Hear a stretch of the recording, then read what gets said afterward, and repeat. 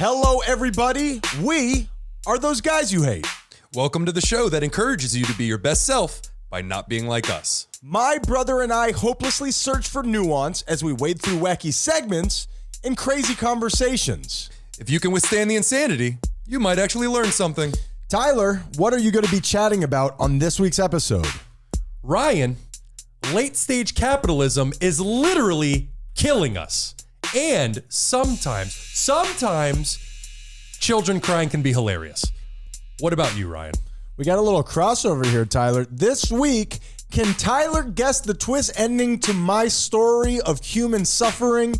And are we all being enslaved under a veil of mass consumerism? Who cares? It's fun on this week's show. Is it?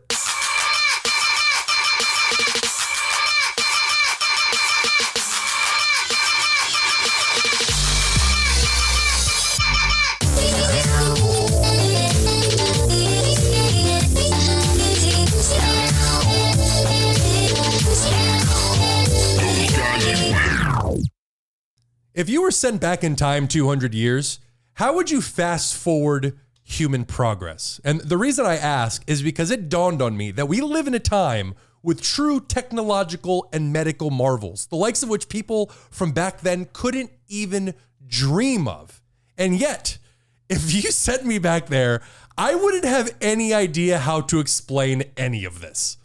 I'd be able to describe it, but I wouldn't be able to give a description on how to build any of this stuff. Hey, could you build me one of those iPhones? I would like to also have one of those. That looks like a neat little party trick. Or penicillin. I know it's useful. Don't know how it works. You know, this guy don't know how to make penicillin. I just realized. Mold. All you need is mold. Get a couple craft singles. If you drop me back there, I wouldn't be able to help us out at all. I would just wind up being like a coal miner or something. Well, there's that movie of the guy who, I don't know if he goes back in time or he exists in a time where the Beatles never existed. And then all of a sudden he invents the Beatles songs and becomes famous. You couldn't even do that. You can't play the damn guitar. No, I got nothing. I'll only be able to just describe it like a groupie. Okay, so imagine, hey Jude, but good though, but really, really good. I would try to invent disco, but all I would, come up with is a terrible afro. It's already of some dead. kind. Yeah. I'm trying to think of what I would do. What would be your addition to the human race? What could you provide to I've them? got one. What was the name of that blanket? But it really was just a robe that was backwards. So Snuggie? Dude, you could totally invent the Snuggie. How about I have to learn how to sew? Fuck. Hey, Jude. Yeah. That's a rough one. That's a rough one. You'd feel kind of like hopeless, wouldn't you? You could just sketch it out. You could sketch it out. I need I'm an ideas guy. You know what I mean? Sketch an iPhone. Build me this. I don't know what I would do. That would be a cruel twist of fate to already have all of this. I kind of feel this is going to be ugly, but I feel some of that I bought a Camry and I had a Lexus for all that time. So I've scaled back on some of the futuristic components. My car seat used to come away from the steering wheel when I would get out and before I would get back in. Now I got to wedge myself in there like a poor little clown with 30 other people. You know what I mean? But it's fine. It's okay. Humbling. You sound very grateful right now. I am. My life is great. My life is great. My tiny little shit car. Yeah. You can't even offer yoga to the world because yoga's been around for thousands of years. There's nothing you could bring that's new to the table. Well, I'm doing yoga in my car trying to get my leg around the steering wheel. There you go. So that's exactly right. Not sure how that would help people in the past. Welcome to the show, ladies and gentlemen. Ahoy, ahoy. We are there with We Are Those Guys You Hate. I am here with my brother, Ryan. Hi. Ryan, how you doing? Everyone. Hello. Happy to be back here with you. Welcome to the show, and let's jump right into Depression Index. Nailed it. No one cares. What the Depression Index is a machine that we built with our bare hands, and we crank it up to let you know how down we are. Ryan, how are you this week? This week, Tyler, very quickly, before I even tell you how I am this week, because it's none of your business, but that's fine. I want to share one of these little moments that I have. They have either been increasing in how often they're happening, or I am bringing them into myself, depending upon how much of a kook you are. But I just finished, I journal every morning. I set out the chakra colors. So I just finished from one to the other. I finally finished this yesterday. Okay?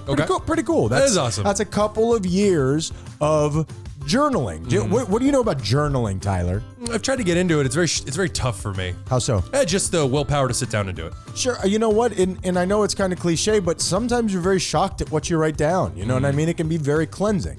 So yesterday, August 30th, 2024, finished this thing that I've put a lot of work into.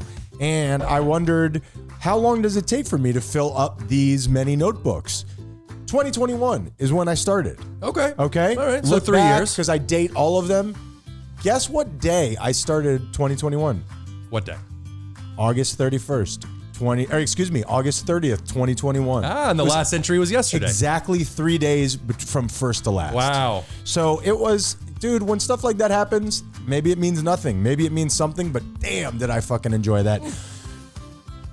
How I feel this week is this. I don't know what exactly it is going on in my life. I don't know if it's the idea of what I showed you in the pregame where Tyler and I warm up verbally and we put it 30 seconds after the end of the show. I don't know if it's all the breath work that I've been doing that I truly believe is changing me from the inside out. But I am changing. I feel different. I had a conversation with my son today and I told him, dude, I love my life.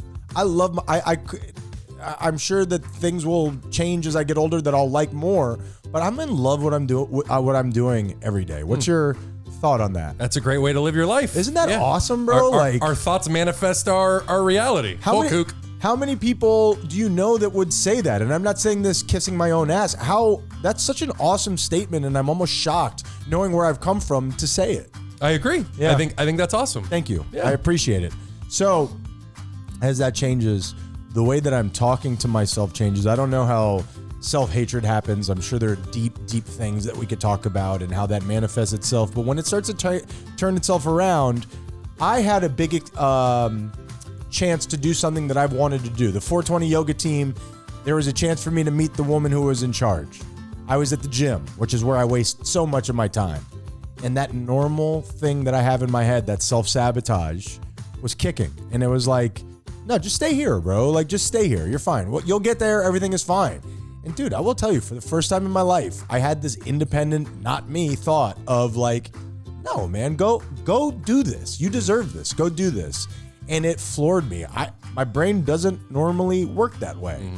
And to see those little things, not unlike these journals, like these little signs, they could be little signs or they could be huge. I was so, I don't even know what the right word is, like appreciative of myself and seeing this thing change little by little and go in a different direction is a beautiful thing. So, and I appreciate you guys all being along for the ride. That's empirical growth right there, ladies and gentlemen. Why do we want to tear ourselves down? Why do we want to fuck ourselves over? What's up? What's that voice in our head? It's like, you'll be good, you know? Trauma. I got to get some of that in my life. This week, I am at A2, baby. 1-2. I'm sorry. That's it. Thank you for bearing with all of that. I know. There's nothing more infuriating than when somebody you love is doing well. Just ridiculous. I know, and I'm sorry. Stop being so selfish. I'm sorry.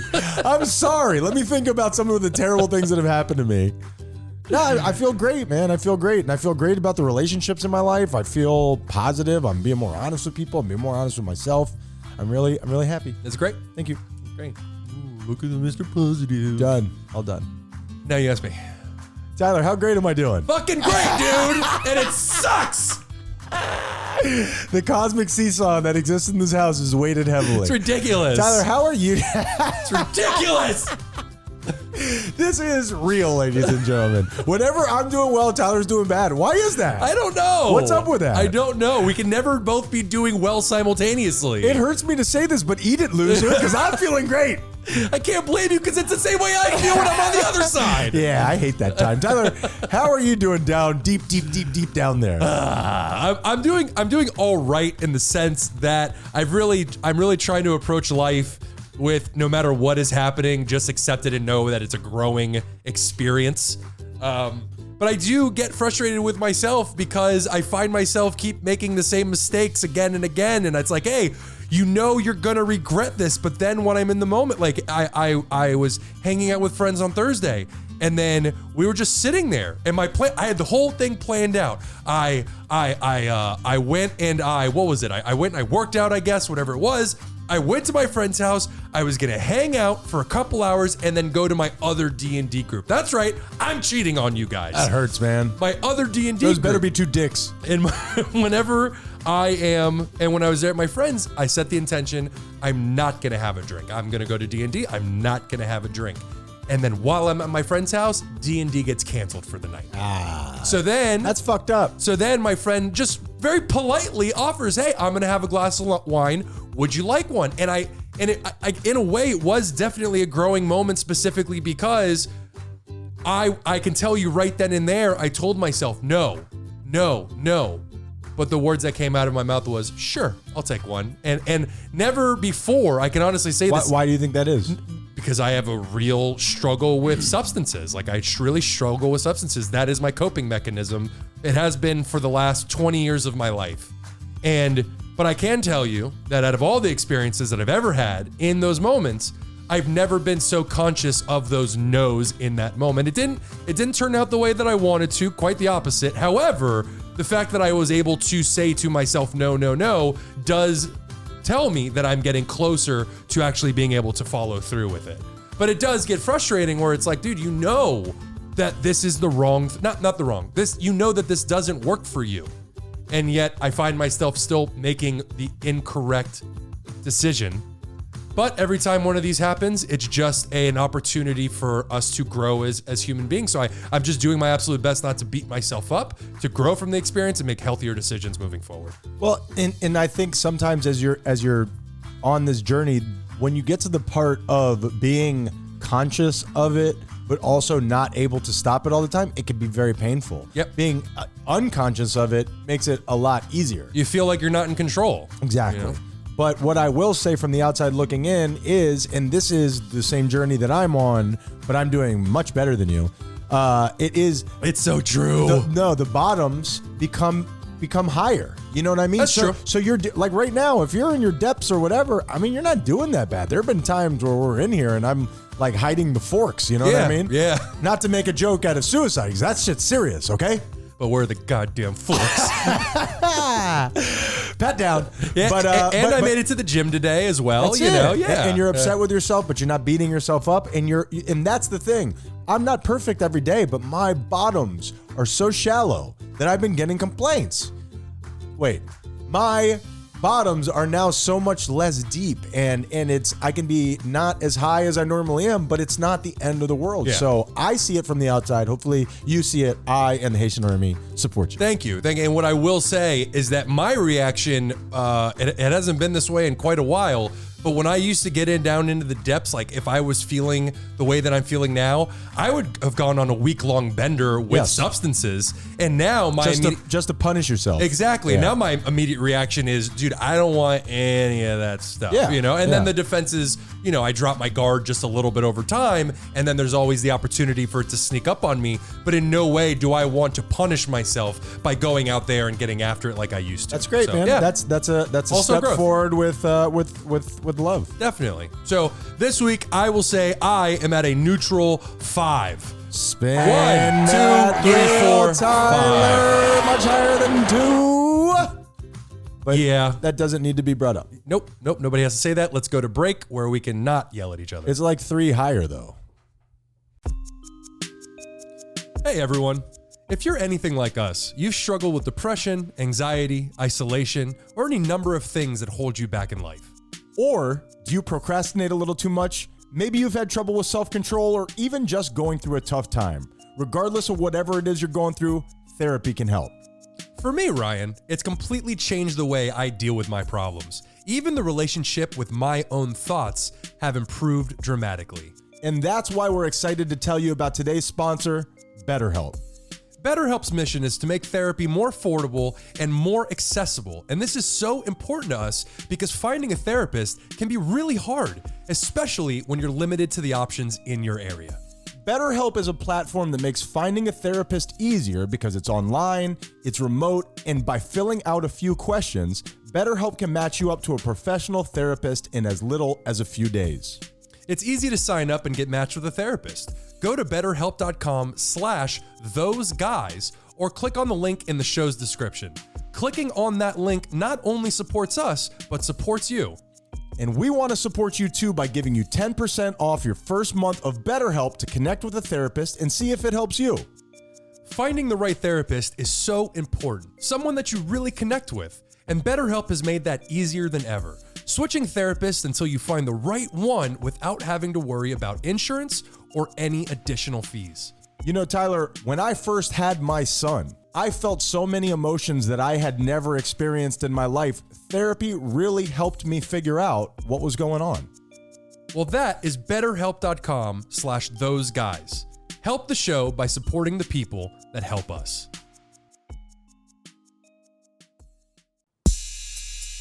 Those guys. So you called Kim Jong-il your boy. So nobody's allowed to be friends with Kim Il-jong or whatever his name is? It's Kim Jong-il. Yeah, I've heard it both ways. Now I'm confusing myself, Yeah. but you called him my boy. What the hell is that? Well, you know what? I have a soft spot in my... Now, I agree with everything that every one of my friends, what they do? Of course not.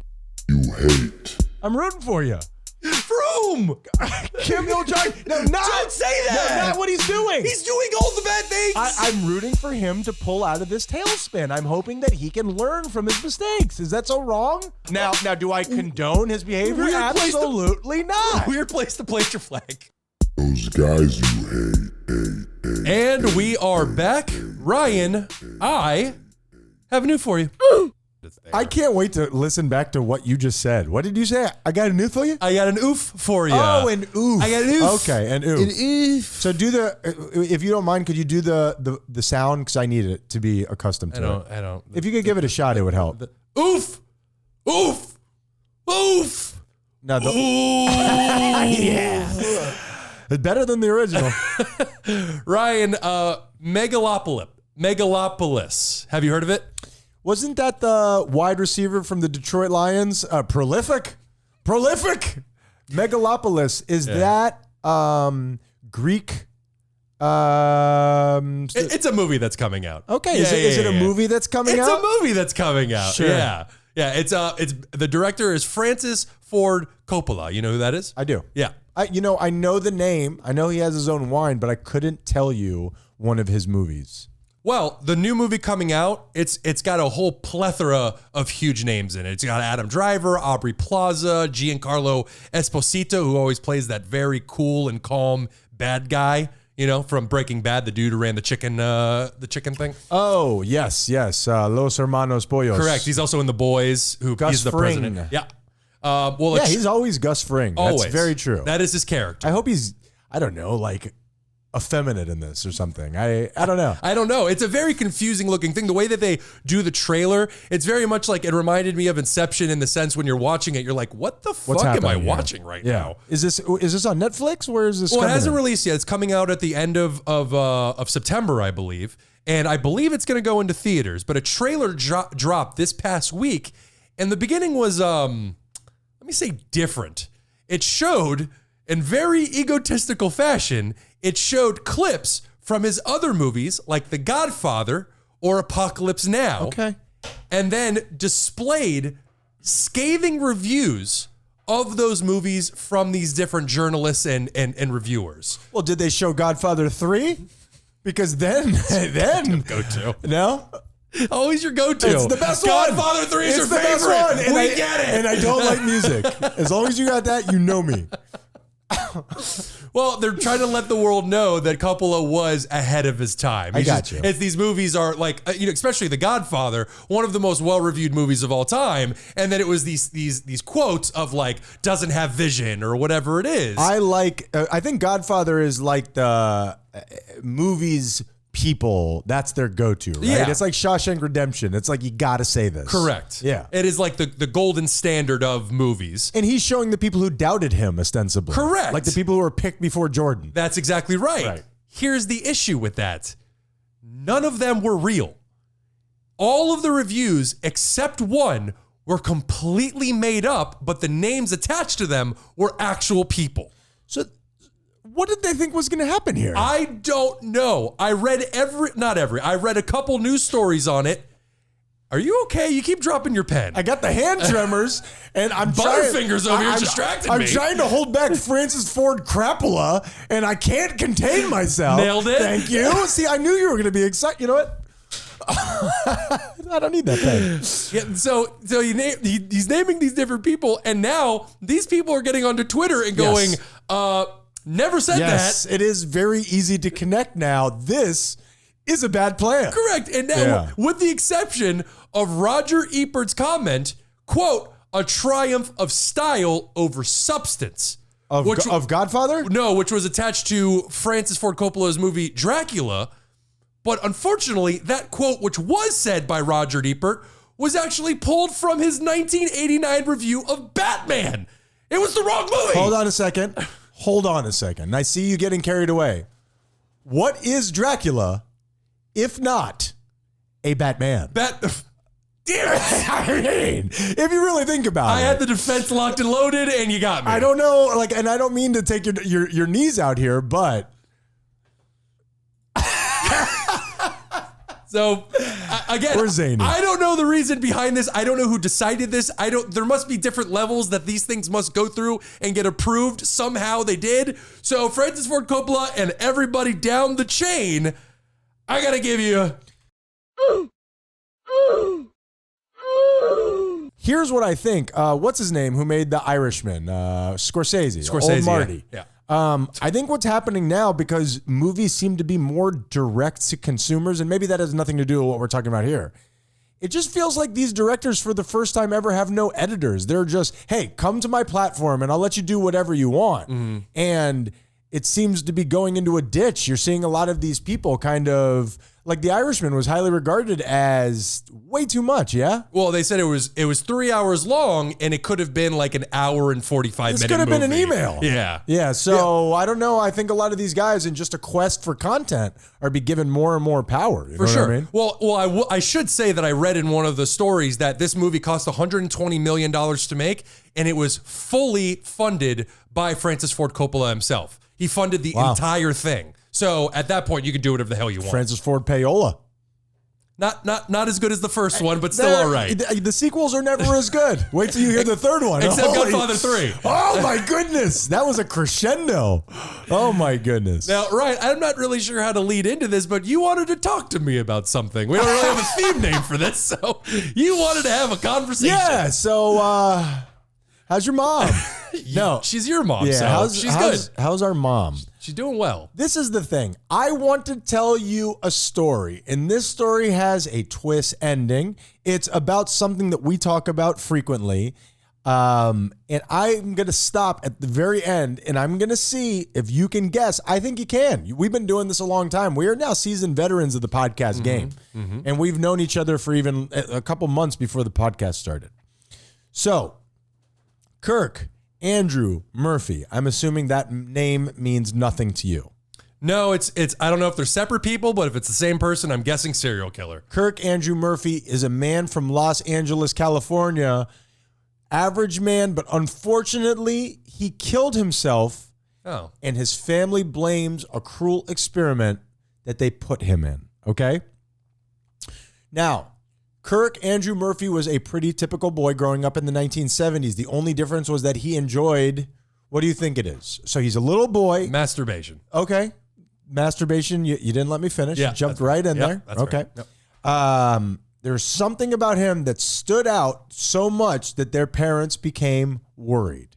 Other than masturbation, just I mean, oh boy, because children can 1970s. Children can develop like really unhealthy addictions to things if they're not driven in the right way. So I mean, it could literally be anything. Don't tease me. What is it? Playing with girls' toys, Tyler.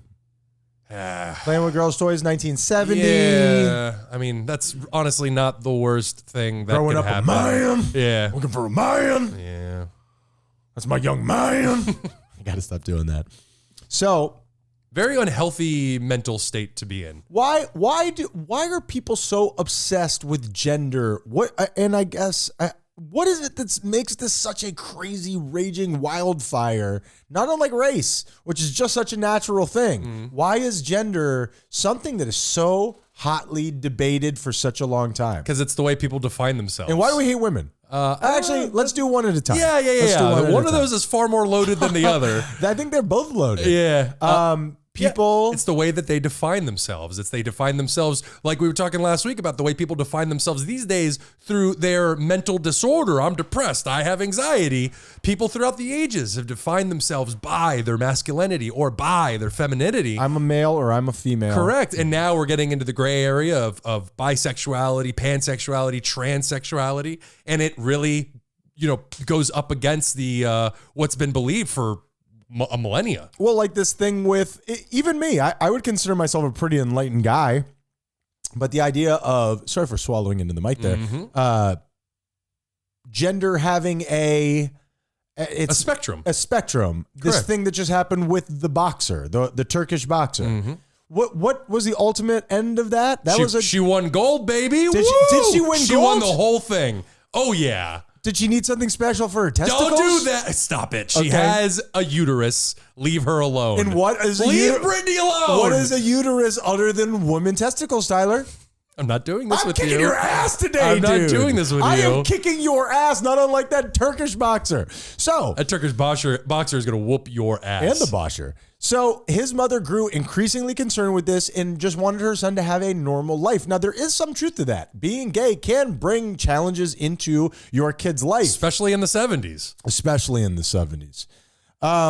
So they saw an advertisement for a government-funded program to help feminine acting boys. She took him to the clinic at University of California, UCLA. He was then under the care of what I will deem homophobic doctoral student George A. Reckers, who led the clinic. Okay, so I'm about to give you the details. And is this like conversion therapy? Is that what we're talking about? It's like conversion therapy. Which is one of the most mentally destructive practices in our society. How do you feel about praying the gay away, Tyler? No. No, you love it? Or no? What do you mean? No, it's what we were saying when we say pray the gay away is I am going to pray to God who brought you into this world because you're a believer of this stuff, who brought you into this world exactly like this. And I'm going to pray to him that he change you because who you are, that this thing that comes to you naturally is wrong. Why? And that is your parents. Why did you choose this life? Your family. Why did you choose this life? Devil be gone. Devil be gone. Devil be gone. You're such a piece of crap. I get it. No, and can you imagine how damaging that is? It's terrible. The people who are supposed to support you are and praying the gay away isn't even just, okay, listen to this. Study placed Murphy and his mother in a room. Around the room, you know what I didn't look up is how old he was at this. That would be very helpful. But nonetheless, around the room were typically feminine toys and typically masculine toys. Murphy's mother was asked to ignore him if he went towards the feminine toys and heavily praise him if he played with masculine toys. He would have tantrums and emotional outbursts just because his mother would not, just completely ignored him as if he wasn't there. Oh, it's fucking... That's science. That's terrible. That's science. Yeah, it's how to create a serial killer. Scientific. If we're writing shit down, if you write shit down, that's science. This is data right here. At home, his parents started to evoke physical punishments, leaving bruises and all that kind of stuff. Fucking horrible. The dad with the belt and the whip whap and the whoosh wash.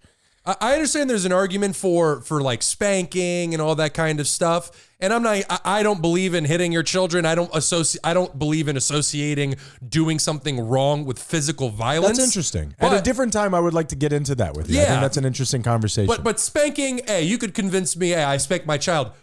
Hitting them so hard that you're leaving bruises on them, you are assaulting your child. Love marks. Fuck that. You are assaulting. Discipline welts. You're assaulting a child. Agreed. And if you're leaving marks on a kid, this is not about discipline. You're getting something out, bro. Correct. You are now doing a different thing. Correct. Yes. Do not do that. And I was a spanker growing up, and I transitioned out of it once my kid had seen I was crazy. So, Reckers, that's true. The only way to go from here is up. To this day, he's my size. He doesn't want any of that smoke. Yeah. Well, I think all children have that with their fathers, up to a certain point. But I'm really crazy, and I'm wiry, Tyler. That's true. So, Kirk became indistinguishable from any other boy. The science worked. They got it out of him. They wrung that gay out of his taut little hiney.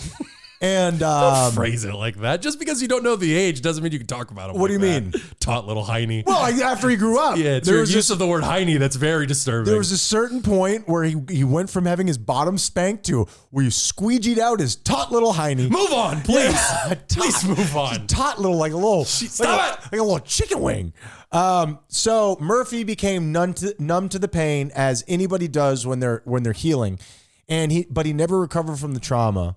Though he had led a successful stint in the Air Force, in 2003, he committed suicide by hanging himself, something his family blames Reckers for, the student who ran the whole experiment. Mm-hmm. So, I mean, but they participated in the experiment. They knew what this was about. and they have deep, deep guilt. They have deep, deep shame from it, and they wish that they had never done it. course. I think there's social pressures, how they got brought up. There's so many things. And forgive me, Of course. for all that reading that I just did, but I think it's an interesting story. It is interesting. Do you know how old he was when he hung himself? I don't, and yeah, we could work backwards. Forgive me. We can review. We can review. We will find out.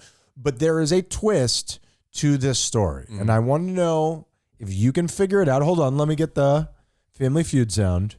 There's a twist to the story. Kid's brought up, goes under this homophobic student about to become a doctor. He does become a doctor. This experiment goes on for a while. They think they've cured him. He ends up dead. What is the twist to this story? Was he medically a woman? Whom? The guy who hung himself. Now, I'm so sorry. Reckers, the student, hired a male escort to bring him to Europe. He holds that he is not gay and that there was no sexual contact with the escort while in Europe. If you're flying me out to Europe, you better put a finger in something. Well, wait a minute. He brought this guy out to Europe. No, the homophobic scientist that was in charge of all of it, getting the gay rid of this guy until he died, secretly gay. Yeah. Shocker. Secretly gay. Shocker. That's why I thought you were going to get it, Yeah, Tyler. I know. Yeah. For me, that's not even a twist. I accuse that of everybody. Wait a minute, he wasn't gay? That's the twist.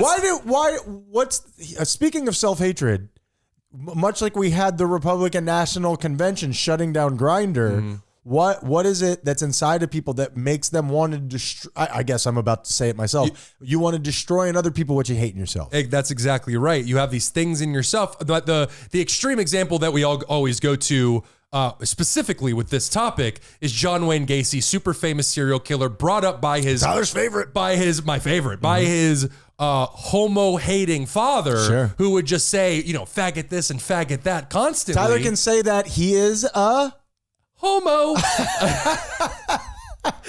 and so he gets brought up, and so this is something that you're born with, and now you're forced to hate this aspect of yourself. To want to kill that part of you. That is right. But he was also a narcissist, so that you had to do it to other correct. people. Which is why you see a lot of pastors, they get brought up in these very religious households where being gay is wrong, and then they become a pastor themselves, and then part of their shtick is being gay is wrong, even though, bro, you're gay. You're gay. You're secretly putting that foot under the stall to see if anybody taps on the wall next to you. And the answer is yes. Let me finish in here Always for a minute. is. I have a wide stance. I was about to say pinch it off, but I'm like, we're not doing that. Oh boy, we're above that. Well, and genuinely, my heart goes out to everybody involved in that, specifically the man who took his own life, and how very often right now transsexual people more than anybody else are going through that, where these people are born this way and you're being ostracized by society as a whole, by your families, by your friends and your loved ones. So many people are dealing with that right now. But at least we're starting to see people speak up. Absolutely. Where it's making its way the same way that homosexuality was. And I like know in we're the going 70s. long. Yeah. But now this is the new frontier. Being gay Correct. is as normal as my Tuesday night. You know what I mean? Correct. Why do you always call it out on me then? What? Ryan, I got a fun fact. Oh, God, it's so good.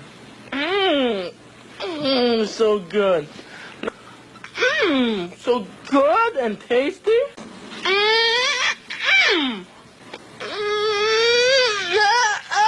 Ryan, have you ever seen the Harlem Globetrotters? I have. Have you really? I went with Dad. Yeah. Nice. Was it a fun experience? A really fun experience. Yeah. For some reason, I like basketball growing up. I prided myself on being anti-sports because I was anti-everything, but basketball has always drawn me in, always been my favorite sport. That sounds like a really, around how old were you? That sounds like a really fun experience. It was a fun experience. Yeah. I haven't thought about that in a long time. Credit to Dad, because I know he doesn't like doing stuff like that. Very cool. Yeah, Bit of a he even sacrifice. bought me one of those Harlem Globetrotter basketballs. Oh, that's awesome. Super cool. And it was awesome. I would go see it again, for real. Very cool. Well, for those of you who may not know, it's a basketball team that does like trick shots and they do little games with the audience members and all that stuff. Beat the shit out of those white boys, the Washington Generals. Yes, correct. And they never ever lose. I don't believe that's true, is it? Except when they do. I was going to say. At the time, their opponent in each game back then was the New Jersey Reds. This was in 1971, and they were playing a game in Martin, Tennessee. So the Washington Generals were the New Jersey Reds at that Correct. time. Okay. Correct. And I believe the opposing team has had a name change throughout the year. Interesting. The Globetrotters were so focused on entertaining the crowd, they lost track of the score and the time. Down 12 points with only 2 minutes left, they started playing for real, but they could not rally. Stop that behind the net shit! Damn it, John! The referee even tried to stop time at the very end, but the buzzer sounded. Sadly, they could not rally, breaking the New Jersey Reds' 2,495 game losing streak. All right, we are going to CC's Pizza tonight. I repeat, CC's Pizza on me. A Reds player described the scene afterwards saying, and I quote, "They looked at us like we killed Santa Claus." And to top it off, that's great. Kids in the stands began to weep. Absolutely. You know how they say like there are certain players that like more than making a home crowd cheer, they like silencing an away crowd. Yeah. Just with your hands up, soaking in the bellowing children in an arena, just sounds like a beautiful experience. But when you're the opposition to the Globetrotters, you're paid to lose. Nah. You are paid to lose the game. No. If you guys are the Globetrotters, come trot this globe, player, because I am not taking a dive in the third. Nope. Let's take a break.